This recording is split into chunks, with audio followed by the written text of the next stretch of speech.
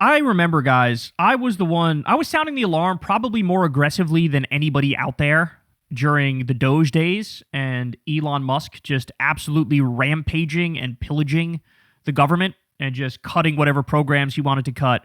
And I just remember feeling like I was in the fucking Twilight Zone because every single penny of cuts that he did was totally illegal. He has no authority whatsoever to do this. The way it works is Congress passes something. If the president signs it, that's law. That's the end of the conversation. There can be no, like, oh, we want to change this or change that. No, that money has been allocated. It's been signed into law. It's a wrap. It's over. It's done. You can't do shit. The only person that can maybe do anything is an inspector general who, is doing some sort of an investigation. If they find something that's actually fraudulent or wrong, then they have the force of law to make some changes. But outside of that, that's it. There's nothing else. You can't have the world's richest man, who now is on track to be a fucking trillionaire with a T. You can't have that guy illegally hack into the government and cut whatever he wants, and also steal people's data. Well, guess what? The whole thing, DOGE, the whole thing was a criminal enterprise. And what did they end up doing? Cutting pediatric cancer research, cutting NOAA, the NOAA, and the National Weather Service, making our weather forecast worse, cutting Meals on Wheels, cutting the CFPB, which is the anti-scam police, cutting nuclear safety officials. Then they had to beg for the top guy to come back because they accidentally fired him. They cut FEMA. They fired 83,000 veterans. They cut 50% of the Social Security offices, making it much less efficient. They fired 250,000 public workers overall. They got rid of food safety inspectors. They axed scientific research and medical research. They made it so that U.S. aid was cut so thoroughly that hundreds of thousands or millions of people will die as a direct result of those cuts. All of this, ladies and gentlemen, is insanely, insanely criminal. That's what this is. Okay? Well, now guess what? We just learned one of the real reasons this went down. Take a look. Politico says, Trump administration concedes DOGE team may have misused Social Security data. Some DOGE personnel had more access to data than previously acknowledged, according to a court filing.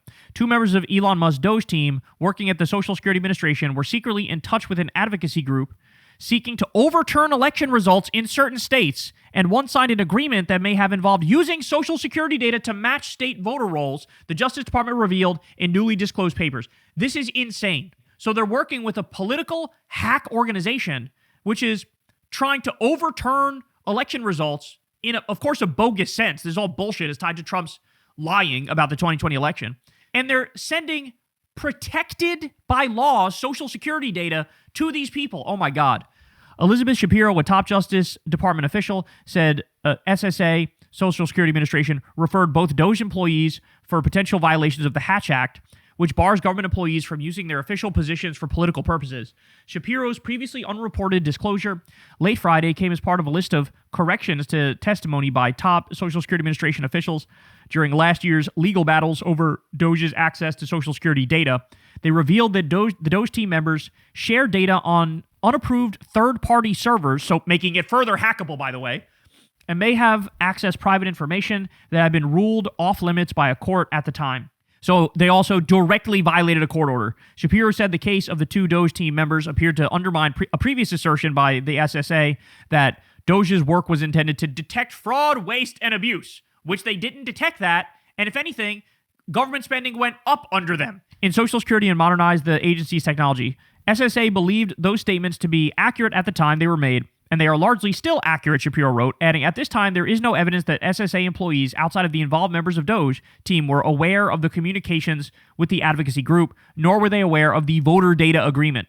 Shapiro, a longtime DOJ veteran, said it's not yet clear whether either of the two DOGE team members who are not identified in her filing actually shared data with the advocacy group, which is also unidentified. But she said emails suggest that the DOGE team members could have been asked to assist the advocacy group by accessing SSA data to match to the voter rolls.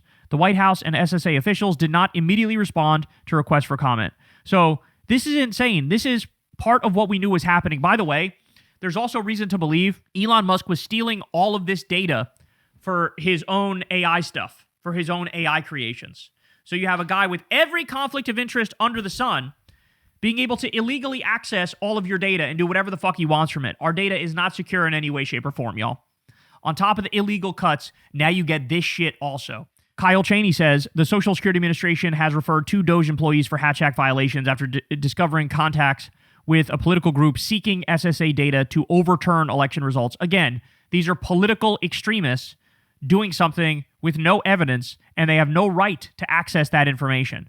And at the same time that's going on, I should also add, look at this, more perfect union. ICE is using Medicaid data, including addresses, phone numbers, birth dates, and citizenship or immigration status to find immigrants. That is also illegal. That Medicaid data is supposed to be protected by law. And now it's being used in order to do bogus bullshit deportations for people who shouldn't be deported at all. These are not violent criminals. These aren't, and even if they were, again, you can't access it this way. You can't use their fucking Medicaid data in order to do it. In so many ways, our rights are being violated. Our privacy is being violated. Our data is being stolen. It's being used in all these nefarious ways. And it's really insane. And people need to go to prison for this. They need to go to prison for this. Everybody involved with DOGE, that was a criminal fucking enterprise. A criminal enterprise. We said it at the time. We're saying it now.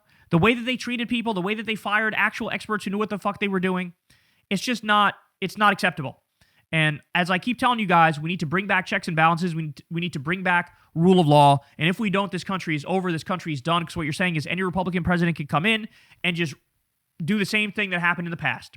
They could wage illegal wars, no problem whatsoever. They can be immensely corrupt and violate the Emoluments Clause. They can illegally cut government programs. You have to understand that the whole project of DOGE rendered Congress totally useless. It rendered them useless. Because if Congress passes something and it goes into law, but then the world's richest man can just destroy the funding mechanism, then Congress is overruled by the world's richest man. We didn't fucking vote for that guy. Nobody signed up for that. And how many people fucking now were unable to get the treatment they needed because they cut the pediatric cancer research, which, by the way, there was reason to believe they had been able to cure certain kinds of cancer. We covered it on this show. That funding led to cures for certain kinds of cancer, pediatric cancer, and then they just slashed the funding. So we are dealing with horrific people here, criminal people here, and they better be fucking locked up. They better be charged. I won't hold my breath for it to happen under this regime, of course, but certainly the next time a Democrat's in there, it needs to be an absolute litmus test. We need to draw bright red lines and say, you have to do this or else. All right, guys, that's the show, y'all. I love y'all very much, man. Thank you, as always, for listening. You guys know the deal. Everybody, please subscribe to the channel. You can also click that bell icon. That makes it so the videos get delivered to you immediately right away. You don't have to rely on the YouTube algorithm. You can also support the show on Patreon and support Crystal Kyle and Friends on Substack. Those links are below. And, of course, go sub to Corn's World so you can see the live Kyle and Corn episodes we do every week on Monday night.